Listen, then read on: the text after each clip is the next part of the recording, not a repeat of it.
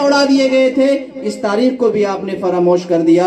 ہزاروں واقعات ہوئے ہیں اس 1386 سال کے اندر مگر سارے واقعات آپ بھول گئے۔ کربلا کا واقعہ کیوں نہ بھول سکے؟ امام حسین کی شہادت کیوں نہ بھول سکے؟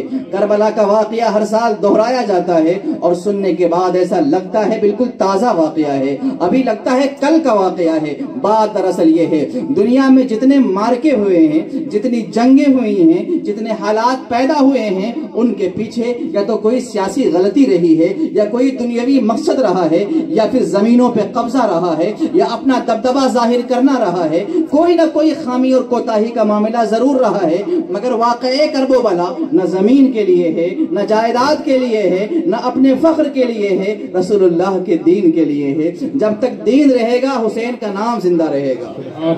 میرے عزیز ساتھیوں اور دوستوں، غور تو کریں کہ دنیا میں بے شمار تاریخیں ہوتی ہیں، لوگ بھول جاتے ہیں۔ ابھی برما کا واقعہ ماضی کا واقعہ ہے اور آپ بھول گئے۔ ابھی عراق کا واقعہ 2006 کے آس پاس کے واقعات آپ بھول گئے، مگر آپ 1386 سال پرانے واقعات بھول ہی نہیں پا رہے ہیں۔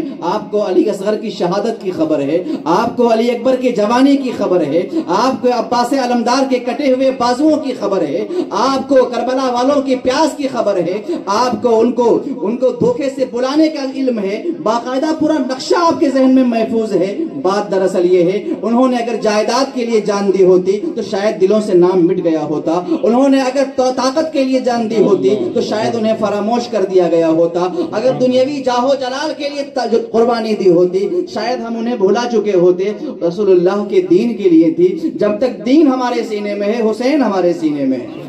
نعرے تکبیر، نعرے رسالت، یا رسول اللہ، اہل سنت زندہ باد۔ یہی وجہ ہے کہ صبح و شام یا حسین کے نعرے لگائے جاتے ہیں۔ چھوٹا ہو یا بڑا، مرد ہو یا عورت، بچہ ہو یا جوان، ہر کوئی انہیں پکار رہا ہوتا ہے۔ کسے بتاؤں میں کہاں کہاں حسین ہیں، جہاں جہاں پکاریے وہاں وہاں حسین ہیں۔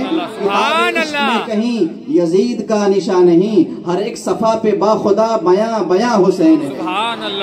ورق ورق پلٹ چکا، تلاش میں کمی نہ کی، چھپا چھپا یزید ہے، آیا آیا حسین ہے۔ عزیز ساتھی اور دوستو، مگر میں ایک شکوہ کروں گا آپ سے۔ واقعے کرب و بلا کو آپ نے رونے رلانے کے لیے سنا ہے، واقعے کرب و بلا کو آپ نے آنسو بہانے کی نیت سے سنا ہے، درد و غم کی کیفیت سے سنا ہے۔ واقعے کرب و بلا کو ایک مظلومانہ واقعے کے طور پہ آپ نے سنا ہے، لہٰذا میں آپ سے کہنا چاہوں گا اس واقعے کرب و بلا کو مظلومانہ انداز میں سننے کے بجائے بہادرانہ انداز میں سنیے۔ تاریخ میں سب سے بڑے بہادر کا نام حسین ہے، جو 22,000 لشکر سے ٹکرا گئے، اسے حسین کہا جاتا ہے۔ میرے عزیز ساتھیوں اور دوستوں، آپ روتے ہیں سن کر کے، آپ میں جذبہ بیدار کیوں نہیں ہوتا؟ حوصلہ کیوں نہیں پیدا ہوتا؟ ہمت آپ کی جمع کیوں نہیں ہوتی؟ آپ میں ولولہ کیوں نہیں پیدا ہوتا؟ کیا کربلا کا واقعہ آپ کو مہمیز نہیں کر رہا ہے؟ کیا کربلا کا واقعہ آپ کے دل کو زندہ نہیں کر رہا ہے؟ کیا ہر سال کربلا کا واقعہ سنایا جاتا ہے تاکہ آنسو بہا لیں؟ وہ مظلوم تھے، وہ بے بس تھے، انہیں گھیر لیا گیا تھا، دھوکے سے بلایا گیا تھا۔ میرے عزیز علی کا گھر ہے وہ گھر جس گھر کا ہر ایک بچہ جہاں پیدا ہوا وہیں شیر خدا معلوم ہوتا ہے۔ سبحان اللہ، سبحان اللہ، تکبیر، اللہ اکبر، نعرے رسالت، یا رسول اللہ۔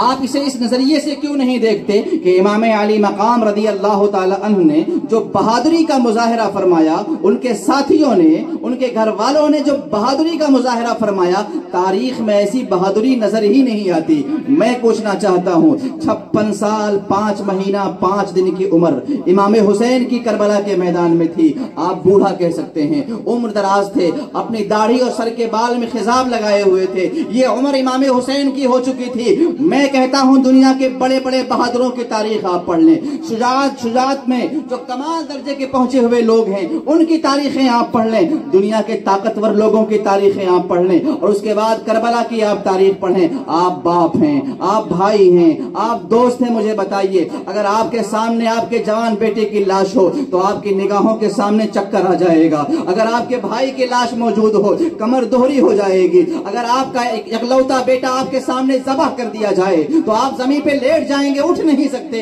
मगर ये कैसा बहादुर है 56 साल का कि भतीजे की लाश भी लेके आ रहा है, भाई की लाश भी लेके आ रहा है। 6 भाइयों की लाश उठा के लाए, 4 भतीजों की लाशें उठा के लाए, 2 भांजों की लाशें उठा के लाए, 2 बेटों की लाशें उठा के लाए। न हुसैन के आंखों के सामने अंधेरा आता है, न उनके कदमों में लड़खड़ाहट पैदा होती है।